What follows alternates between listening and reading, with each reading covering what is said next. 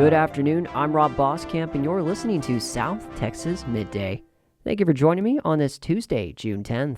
Texas Lieutenant Governor Dan Patrick visited Corpus Christi yesterday, making a stop at the International Airport to highlight several legislative priorities from the recent session. Patrick discussed the homestead exemption, school choice, and immigration reform, among other items. He also addressed the delayed opening of the new Harbor Bridge.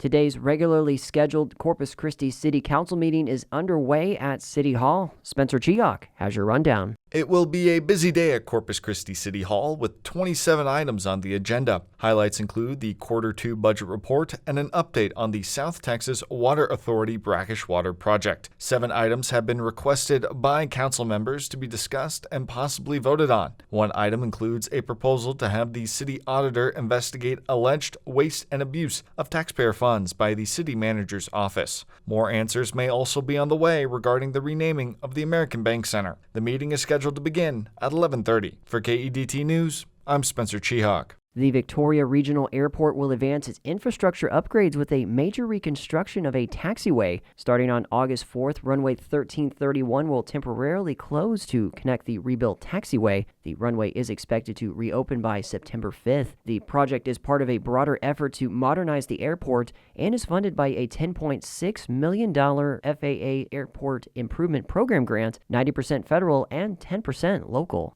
Robert Oliver, a Cuero philanthropist and founder of the Chisholm Trail Heritage Museum, has died. He also served as the museum's chairman. The cause of death and funeral information has not yet been released. KEDT's Civic Threads series examines city government and protocol in Texas. One prominent Civic Thread follows the city manager, who performs many of the day-to-day executive duties in cities throughout the state. Joe Smikle speaks with Dr. Paul Gautamauer, Del Mar College political science professor, for details and analysis. Civic Threads is a series that follows city government and practice. One of the civic threads we can follow is to the city manager. The city manager is a prominent position in Corpus Christi government, but the city manager is not elected. A city manager performs many of the day-to-day executive duties that a mayor would otherwise perform. Dr. Paul Gautamauer, political science professor at Del Mar College, explains the particulars of a city manager. City manager position is an incredibly popular form of government, especially here in Texas. In fact, most of the cities that are charter cities have city managers. One of the reasons why folks like the city manager is because instead of having an elected mayor, which is the chief executive and oversees all of the departments, what you do is you hire a professional, a person who has actual experience and education in public administration. So they're in charge of overseeing the water department, the police department, the trash, the roads, the parks. All of those folks are under the umbrella of the city manager.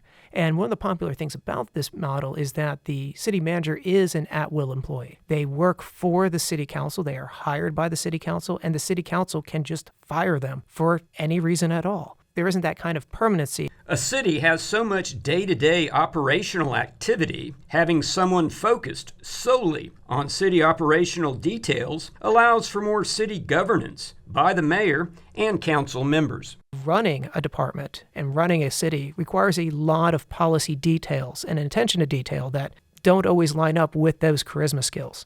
And so the idea with the city manager is that what you're going to do is you're going to hire professionals running the day-to-day part of the city, and it also allows for a more part-time city governance. Here in Corpus, for example, we have a part-time mayor and it's a part-time city council. They are not a full-time paid fully position.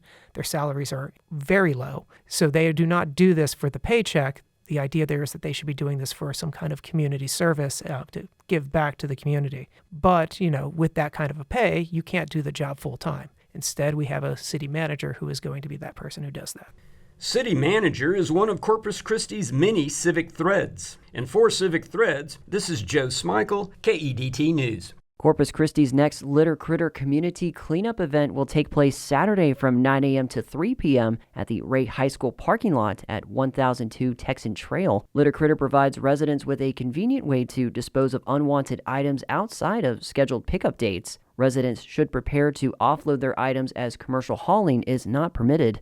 The city of Brownsville opens its doors to interns and volunteers. Throughout the summer, individuals 16 years of age or older are invited to apply for volunteer roles across several city departments. Departments currently offering opportunities include Brownsville Animal Regulation and Care Center, Brownsville Public Library, and the Department of Engineering and Public Works, among others. Those interested can apply through the city's official website at brownsvilletx.gov.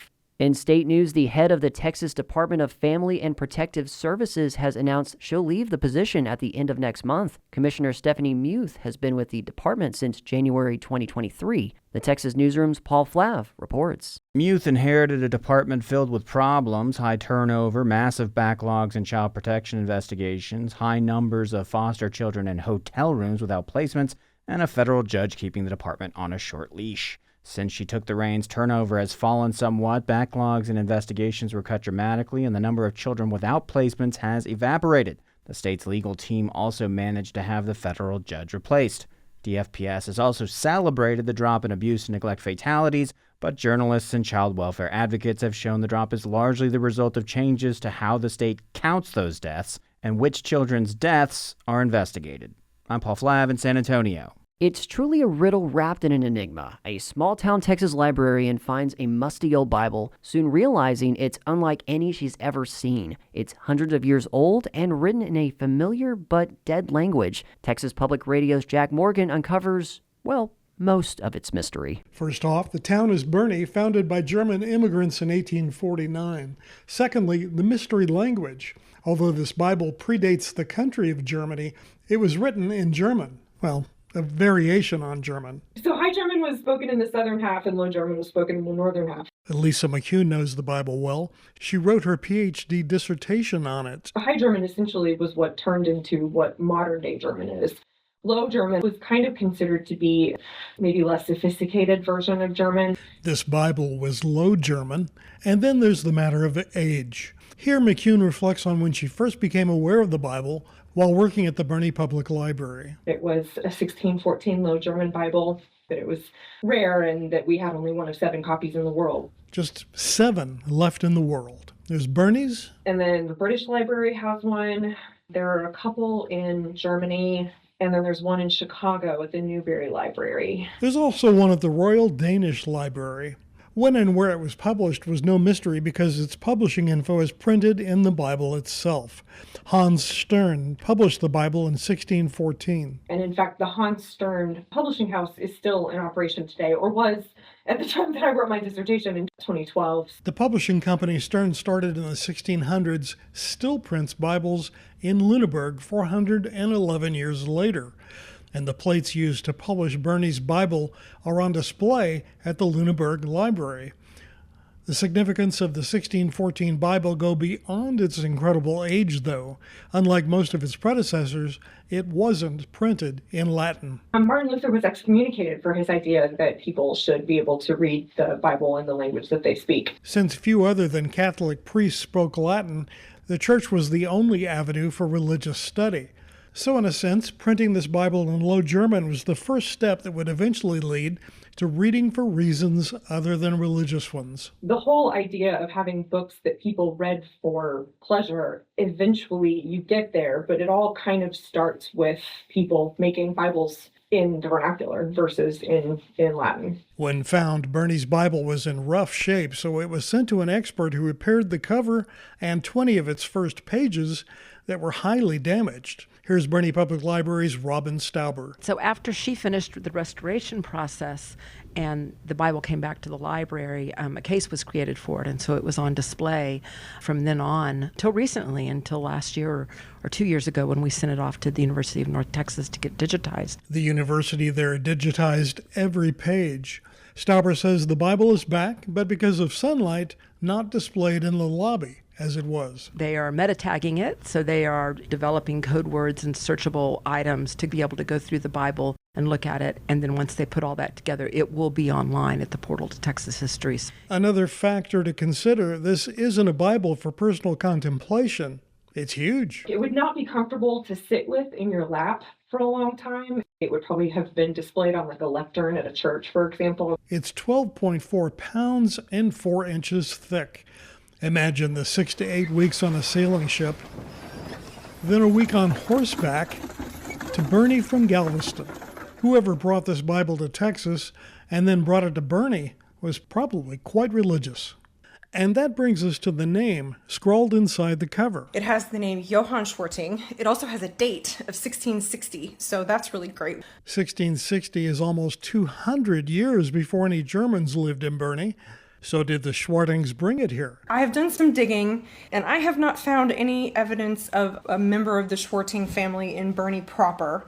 It's very likely that it was brought over from Germany by a member of this family, but it could have been a daughter or somebody who ended up with a different last name. We may never know who brought the Bernie Bible here, but maybe its digitized contents accessible worldwide will open a portal that didn't exist in the misty past. I'm Jack Morgan in Bernie. And that is the latest news and information on South Texas Midday. I'm Rob Boskamp. Your community arts calendar and more is on the way.